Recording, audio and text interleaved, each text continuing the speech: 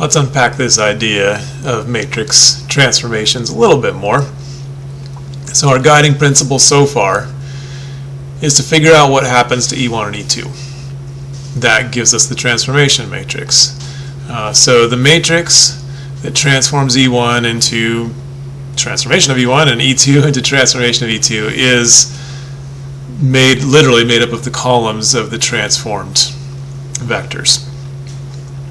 So it really just comes down to saying you essentially have this unit box, basically. You say there's E1, there's E2. You can sort of imagine, if it helps graphically,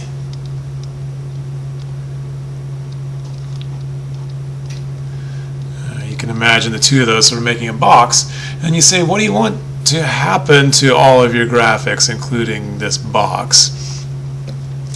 If you want everything to, like if you want the box to kind of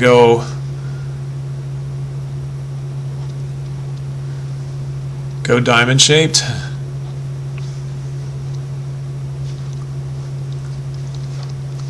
if that's some sort of perspective transformation, all you need to do again is figure out what happens to E1 and E2.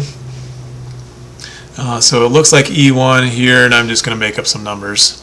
It looks like the transformation of E1, let's see, looks like about 2,1 to me.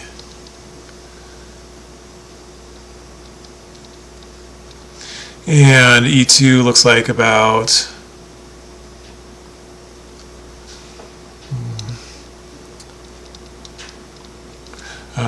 let's say that's a little less than 1 over and probably about 2 up, so let's go like 0.82.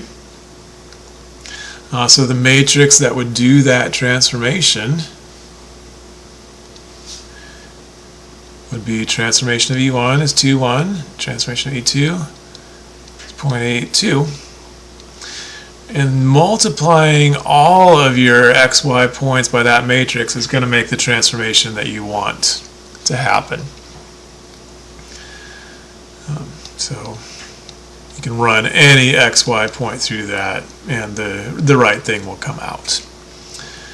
Let's take another example. Let's say that you just wanted your E1, E2 box and everything else along with it.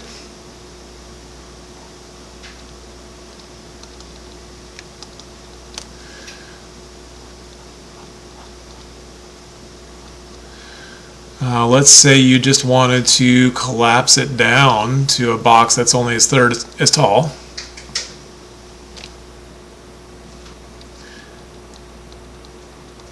So you wanted to turn into that. So everything graphically is just shrinking down toward the axis. And again, it's a question of what happens to E1. So E1 at least looks like it's still 1, 0. But E2, of course, I'll put it over here. E2 got shorter, right? The transformed version of E2 is only 1/3 as tall, so that's going to be 0, 1/3, and the standard matrix of the transformation there will be 1, 0, 0, 1/3.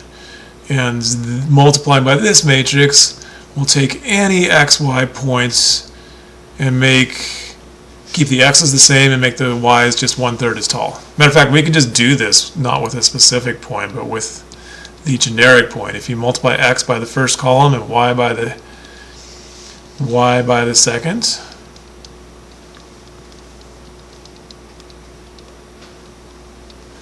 let's see, that become x0 plus 0y/3, and adding that together, you can see the generic xy point turns into x 1/3 y. which is exactly what we wanted to have happen here. Okay, so these two are both pretty straightforward examples.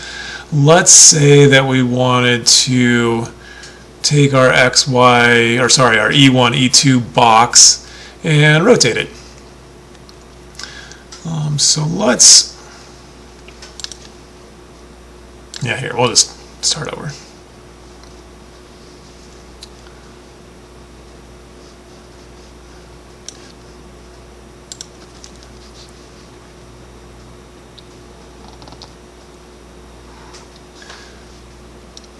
So we've got E1, we've got E2, and there's E2,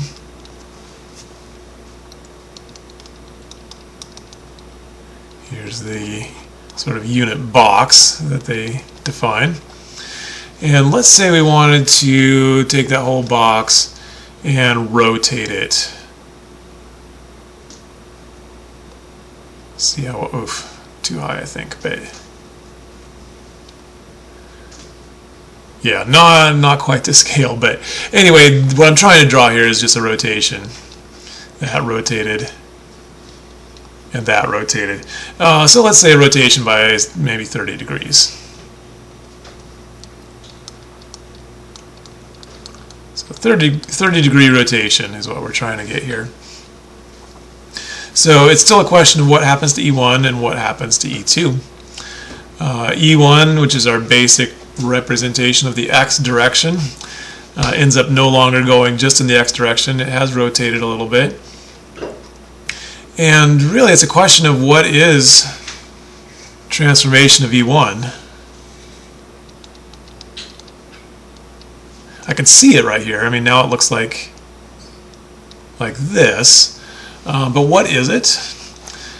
And here, my friends, is where you get to think back a little bit to your trig days and say that the length of this box is still 1. Its corner's still on the origin. We essentially have a line that is still a length of 1, so we're still pointing at the unit circle. So we just need to know what this point is right here that is 30 degrees up on the unit circle. And I don't know how well you remember your trig days, but if you go rotate 30 degrees around the unit circle, your x coordinate happens to be square root of 3 over 2, and your y coordinate happens to be 1/2. So that's the transformation of E1. And if you don't remember that, that is the x-coordinate is cosine, so that's the cosine and the sine of 30 degrees if you want to just sit down with your calculator and crunch those out. Likewise, this one has rotated 30 degrees as well. It was already 90 degrees, so now it's 120 degrees, and you may or may not have your unit circle memorized that well to know the coordinates for the 120 degrees. But the transformation of E2 is negative 1/2 and positive square root of 3 over 2. And again, that is cosine of 120 degrees and sine of 120 degrees. So the standard transformation matrix for rotating your shape by 30 degrees, square root of 3 over 2, 1/2, negative 1/2, square root of 3 over 2. And that would take any old point and transform it to the right new location.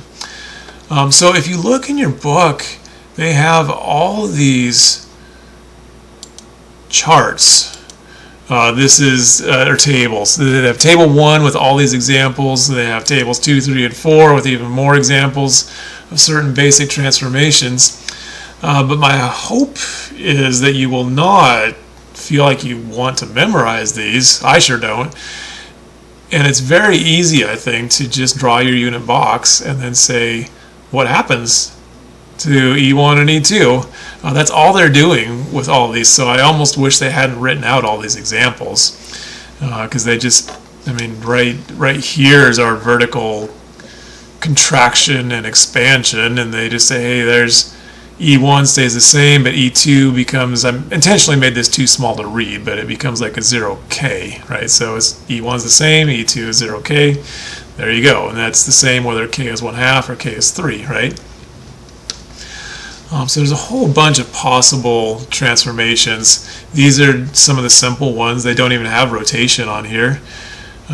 But if you need some help, those are definitely there as hints, but my hope is that as you do a few of these pretty quickly, you won't need the help. Okay, so in the last video, we're going to introduce a couple new concepts and a couple new vocab words to go with them, and then I'll turn you loose to do the homework.